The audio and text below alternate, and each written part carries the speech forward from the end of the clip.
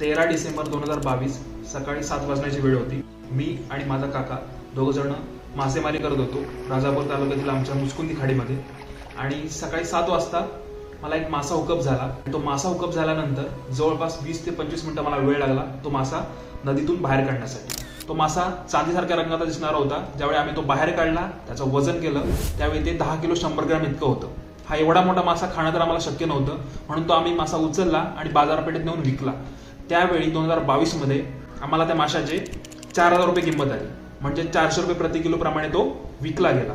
त्या माशाचं नाव होतं काने मासा. काही ठिकाणी त्याला जिताडा देखील म्हणतात, काही ठिकाणी बॅरामुंडी म्हणतात. इंग्लिशमध्ये त्याला अर्थातच बॅरामुंडी नाव आहे.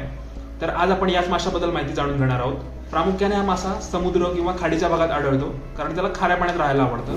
एक प्रिडेटर असल्या कारणाने, एक शिकारी मासा असल्याने तो इतर लहान मासे तसेच अन्य जे जलचर प्राणी आहेत त्याच्यावर स्वतःचा उदरनिर्वाह करतो. हा मासा अतिशय स्वादिष्ट असल्याने त्याची खूप मागणी आहे बाजारपेठेत, आणि त्याच्यामुळेच त्याची मत्स्य शेती देखील केली जाते, ज्यासाठी सरकारकडून अनुदान देखील मिळतं. हा मासा 6 फूट लांब ते 60 किलो वजनापर्यंत वाढू शकतो. मात्र सध्याच्या वाढत्या मासेमारीमुळे ते शक्य नाहीये. या माशाबद्दल एक सिक्रेट आहे, ते म्हणजे या माशाच्या तोंडात अजिबात दात नसतात.